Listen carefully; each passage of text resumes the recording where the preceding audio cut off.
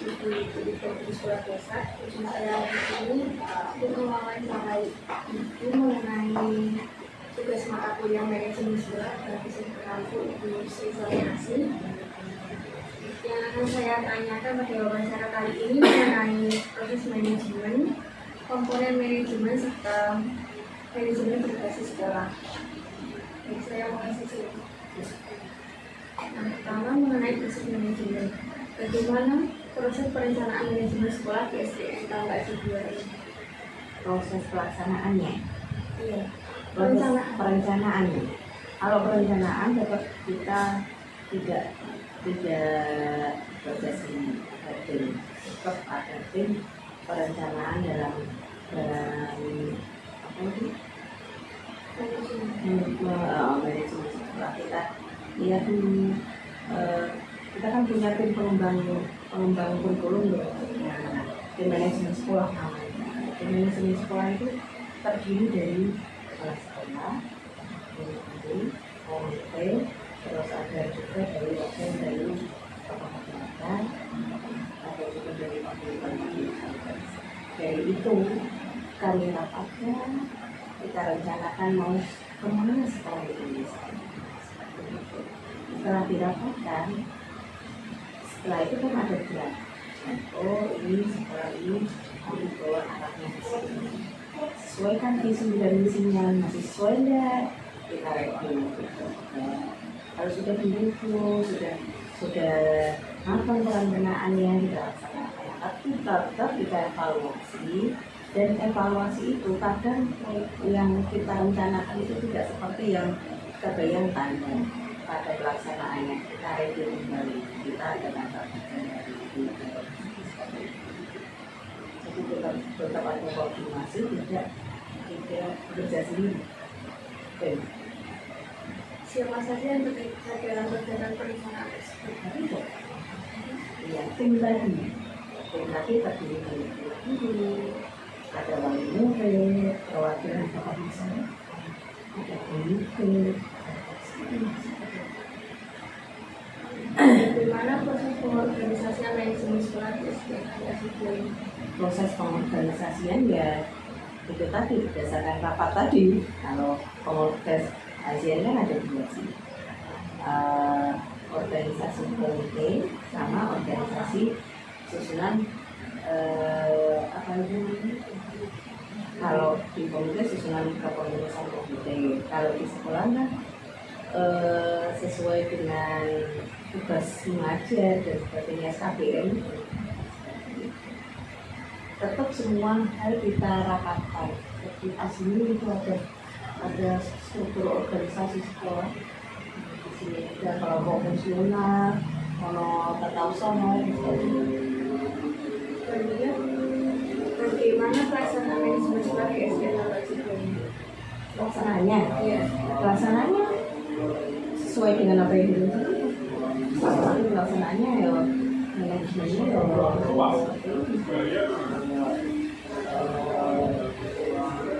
ada suatu instansi sekolah ya kita punya tata tertib yang berkenaan dengan siswa, berkenaan dengan guru dan pendidikan, semua ada rambu-rambunya untuk pelaksanaan. Siapa saja yang bertugas memberikan pengarahan tentang pelaksanaan manajemen sekolah di SDN Tambak Sidoarjo? Yang memberi pengarahan yang memberi sosialisasi kepala sekolah karena sebagai leader sosial.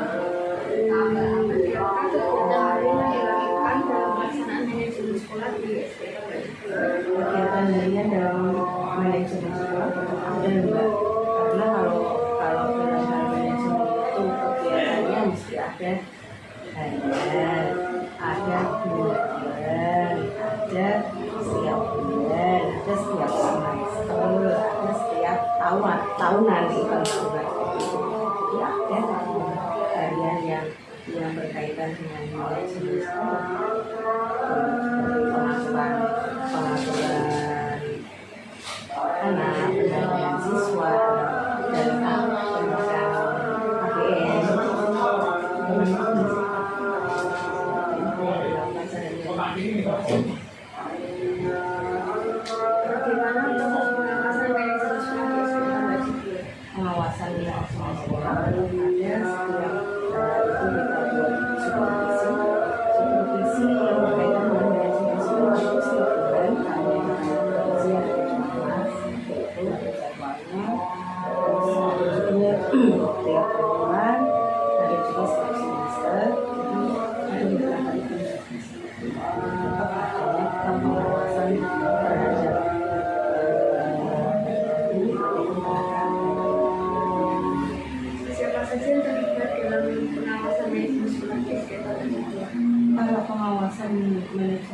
yang terlibat ya kepala sekolah sebagai manajemennya. Yang kedua, kami melibatkan ada perusahaan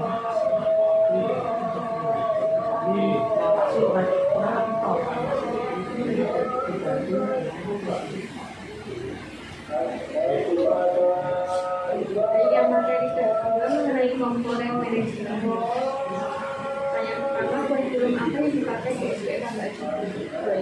ada 2 kurikulum, yaitu kurikulum daerah untuk kelas 1 kota dan kurikulum K13 kelas lain. Jadi kita pakai kurikulum baru itu dari tahap sering kelas 1 dan Apa kekurangan dan kelebihan dari masing-masing kurikulum Merdeka itu kekurangannya kita nggak boleh begitu karena kita di universitas sekolah negara. Jadi kita itu kendalanya di pengadaan buku aja ke siswa juga buku kita sita kita pakainya yang elektronik itu kita download kita download itu kan memakan biaya besar. Tapi tetap kita andalkan walaupun tidak bisa setiap murid itu dapat 1 barisan, tapi tetap kami sebarkan yang bentuk dalam itu supaya dibuat sendiri kalau tapi itu barisan nggak mau. kekurangan dan kelebihan K13 Kalau K13 itu kan udah dari kemarin ada itu kelebihannya materinya sudah terus bukunya ya sudah banyak, jadi nggak memerlukan itu kalau ini seperti itu. Tapi juga ada kekurangannya sih, yang namanya kurikulum kan harus beda karena kurikulum untuk menjawab tantangan zaman ini sekarang ini kurikulum kita masih KTSP gitu. Makanya mengarahnya juga ke sana kan kalau kurikulum Merdeka itu memang siswa sebagai subjeknya. Jadi maksudnya anak itu mau dibawa kemana itu kita tanya ke anak semerdeka mereka. Jadi tetap kita nggak terpaku terfokus pada kado dan sebagainya kan. Cuma capaian setiap fase ya di sini bisa salah satu fase berikutnya di sini kan lebih praktis ya. dari ekstrakurikuler apa saja yang ada di SBM Ini ada ekstra pampa, terus yang kedua ekstra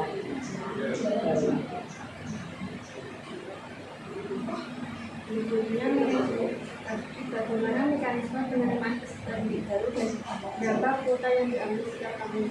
untuk mekanisme itu kita berbasis online ya, kita basisnya online dan zonasi.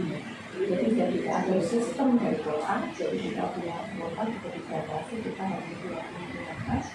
Dan alhamdulillah untuk ini terlampaui dan SDK itu bahkan dari yang tidak terima jatuhnya tadi siswa yang terima sekolah di sini tapi cuma kuotanya belum terima. Jadi kita nggak bisa berbuat apa-apa itu dari sistem dari terima.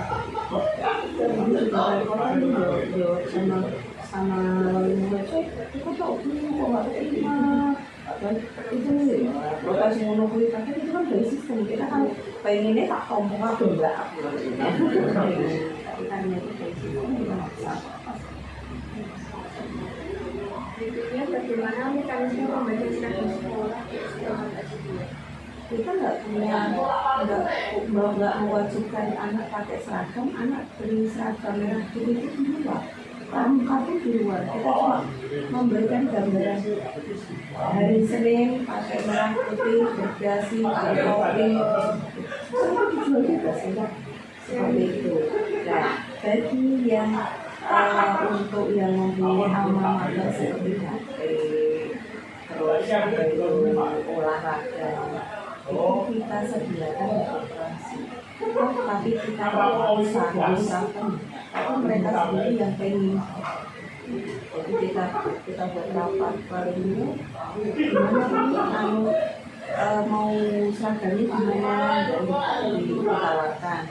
Terus kalau pihak sekolahan ada di koperasi, terus mereka kesempatan untuk beli aja di koperasi, gak usah nabung dewi gitu. Sebenarnya kita juga kesal juga menyediakan seragam seperti itu karena kita nggak boleh itu ya jadi semua itu atas inisiatif kalau itu kan pendidikan yang itu dari apa nggak menyediakan aja misalnya nanti kita menyediakan tidak banyak karena permintaan wali mereka kalau tidak kita sediakan jadi belum tentu sekarang beli ada kita menjadi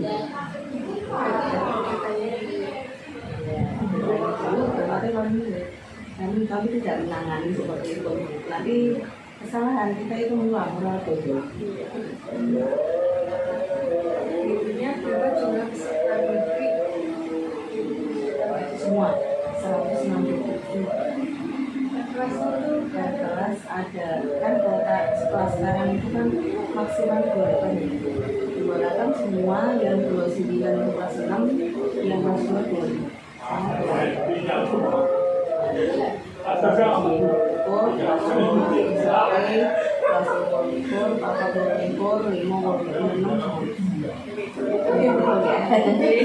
era 167 bagaimana cara membina peserta didik? membina peserta didik itu perlu pembiasaan. Kita mau menanamkan sesuatu itu perlu dibiasakan. Serta merta kita langsung anak ini anak kita habis ngomong aja bisa lagi kebiasaan yang kita terapkan ya seperti yang ada di karakter itu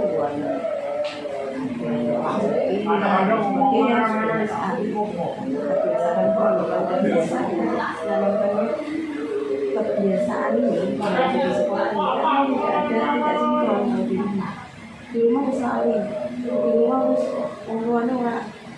orang udah biasa jadi kita menanamkan itu sesuatu kan kita ulang lagi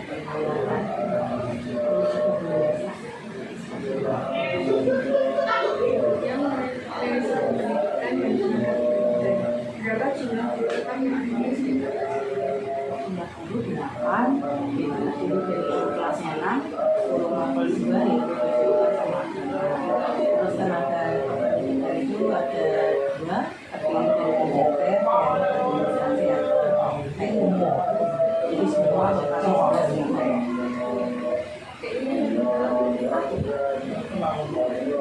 Berapa jam mengajar tiap guru?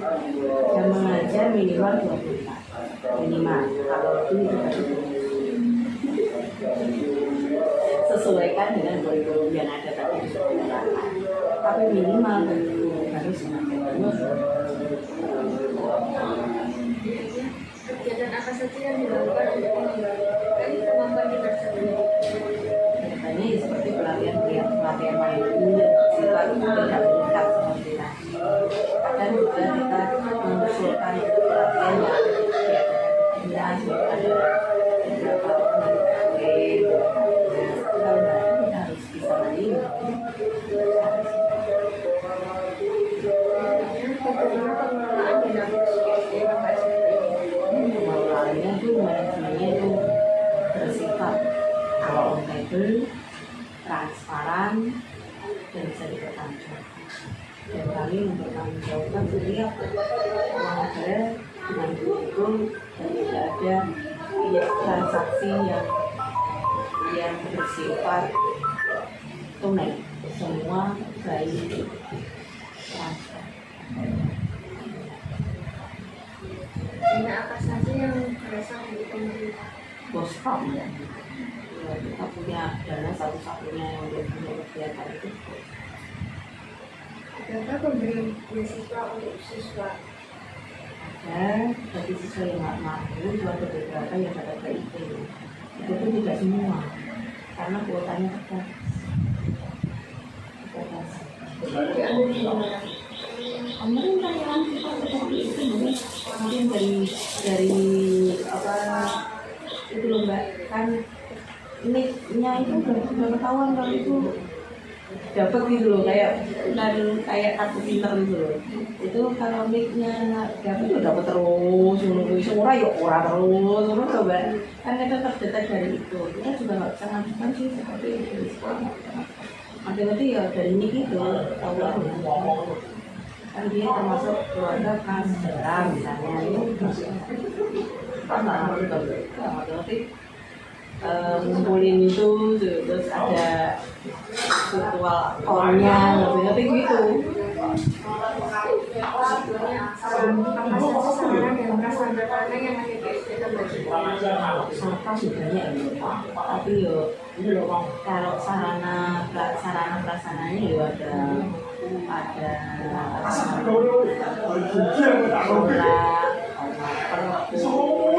kemarin untuk AMBK kita sempat bikin lab komputer, tapi sifatnya bersifat memadu karena kita punya kelas saja kurang. Makanya kemarin untuk AMBK kita sulap kelas menjadi lab. Ya akhirnya kalau setelah AMBK kita copot itu jaringannya 17 lagi untuk dilatih aula, ada taman, ada sekali kalau kelas ada kalau komputer dan laptop semua jumlahnya ada 12 komputer. Nanti dilihat di nampak profil SD tambah SD semua laptopnya, bukunya dan apa-apa. Bagaimana pengelolaan mengenai sarana dan prasarana itu? Pengelolaannya itu kan diinventaris itu saat itu karena ada yang kalau tidak diinventaris nanti nggak ketahuan kalau hilang dan sebagainya kan, tetap ada petugas barang itu tugas menginventaris nanti kalau ada barang-barang yang sudah tidak terpakai atau rusak dan sebagainya seperti acara penghapusan itu dihapus. Jadi ada kode rekeningnya setiap barangnya. Jadi terdetek semua. Atau apa mbak? Kalau itu wah ya. Adakah sarana dan prasarana yang ada sudah memenuhi kebutuhan siswa? Jadi matur sarana saya kurang yaitu 10 tahun. Itu kemarin itu yang karena kita nggak punya kelas maka aula saya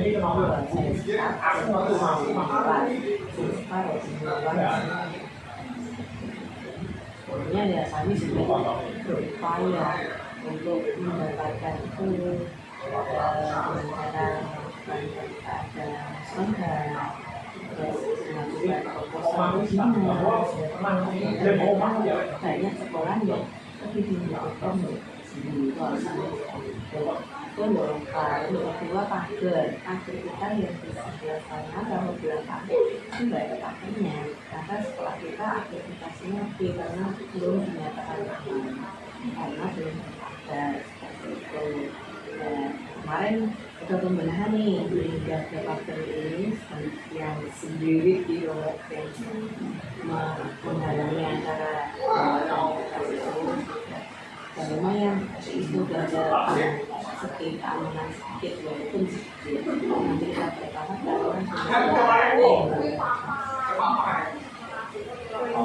mengenai manajemen hubungan sekolah masyarakat, bagaimana hubungan sekolah dan masyarakat? Apakah ada kendala? Tidak ada hubungan masyarakat dan sekolah itu saja kita membuat kerjasama antar individu di mana sekolah itu dari tiap bulan dan besok lagi itu menjadi kami bagi siswa kami wajib untuk bersekolah yang didomisili di sekitar sini wajib untuk bersekolah ada kegiatan keagamaan kita saling kemudian dari itu untuk misi karena mereka juga nggak punya ini penggunaan. apa saja program untuk meningkatkan hubungan sekolah masyarakat? Nah, ya, untuk meningkatkan hubungan masyarakat ya kami kadang mengadakan seperti itu ya, kayak bakti sosial tapi tak sedikit resep-resep ya karena panjang jalan. Kita adakan juga pawai, ya mereka tahu itu ada orang-orang kalian event daerah yang mau puasa di daerah ini kan boleh mbak, bahwa itu siar gitu ya. Terus kegiatan-kegiatan yang lain yang melibatkan itu kita juga menggandeng Pak Lurah, Pak Badi, misalnya kita kesini juga ada beliau memberikan apa ya, adik bullying seperti itu. Dia juga selaku pemangku wilayah, kami juga kemudian menyampaikan beliau. Makanya setiap kali kegiatan ada Pak Badi kami minta untuk mengambil bukti karena cuma kami pengen hubungan kami itu Berikutnya mengenai manajemen layanan khusus perpustakaan, bagaimana cara mengelola perpustakaan dan siapakah yang bertanggung jawab? Saya menugasi Bu Munasyiroh sebagai kepala perpustakaan.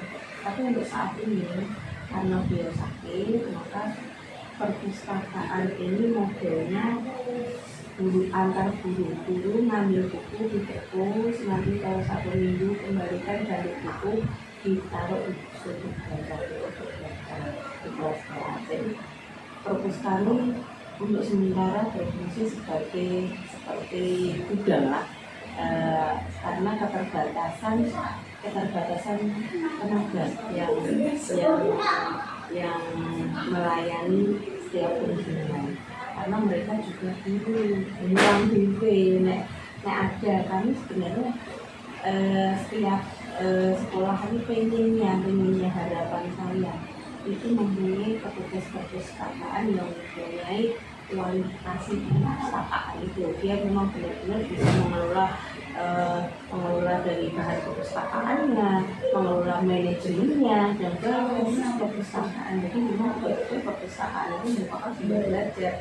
Tapi kenyataannya di SP kami karena petugasnya itu terbatas, maka kami mendayagunakan guru kami selaku guru kelas itu untuk menjadi mengatur sirkulasi dari buku perpustakaannya. Jadi buku perpustakaan sistemnya seperti itu. Nanti guru kelas 1 mau pinjam itu berarti atas nama guru kelas 1 punya buku ini berapa ismar gitu lah. Jadi kelas kalau untuk mengalami literasi kami sudut baca itu buku fiksi seperti itu.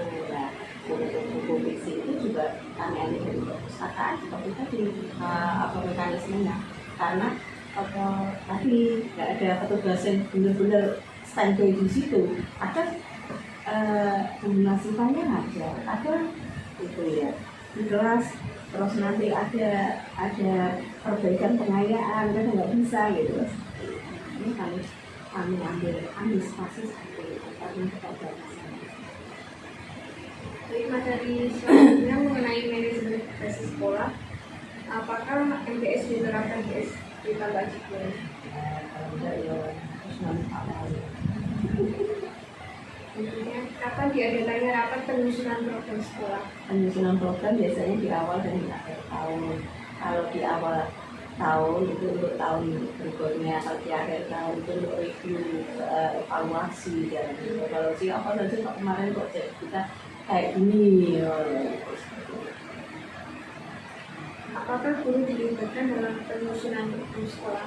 Ya, guru dilibatkan karena mereka kadang mempunyai kebutuhan yang kami tidak tahu berkenaan dari berapa standar. Karena kami membagi dari guru kami itu untuk menjadi beberapa standar. Misalnya ini menguasai di standar pembiayaan, ini pengelolaan. Jadi mereka kan tahu kebutuhan ini itu pengusulan seperti itu kami butuhkan. Kalau kami pikirkan ini lah nggak bisa Mbak. kadang tercecer juga. Kadang nanti sudah di reng-reng seperti itu di tengah perjalanan. Jadi kalau dianggar kayak padahal butuh, padahal urgent harus keluar, akhirnya kita buat pergeseran ataupun pergeseran. Berikutnya, apakah guru itu cuma mendukung kebijakan kepala sekolah dalam penerapan MTS ini? Tidak mendukung, semua mendukung. Apa saja yang menjadi faktor pendukung dalam penerapan MTS? Yang menjadi faktornya ya satu, mereka ikut berpartisipasi kerjasama menyukseskan apa yang direncanakan dalam MTS ini, kemudian merealisasikannya, dan sama-sama kita kalau ada kesulitan kita cari solusinya, kita sama-sama bisa mencoba, oh ini harusnya begini, harusnya begini. Baik, Ibu, ini pertanyaan yang terakhir. Apa saja yang menjadi faktor penghambat dalam penerapan MTS? Penghambat kayaknya ya tadi Mbak Yo, sapras yang kurang memadai mungkin, dan juga petugas yang kurang, jumlah petugasnya yang kurang, bukan orangnya. Kalau kualitas orangnya alhamdulillah di sini sudah memadai semua, cuma kadang terjebak dalam kegiatan yang banyak dan tagihan yang banyak. Itu seperti itu kan perlu juga untuk menyelesaikan. Kalau kontrolnya kan cepat loh ceritanya. Kadang itu permintaan dari dinas harus sekarang ditemukan, harus sekarang. Itu atau selain itu dibebani dengan kegiatan administrasi yang lain, makanya kan terus kadang sampai pusing gitu loh orangnya. Seperti itu. Baik, Ibu, terima kasih atas wawancaranya. Kurang lebihnya saya mohon maaf. Wassalamualaikum warahmatullahi wabarakatuh. Waalaikumsalam warahmatullahi wabarakatuh.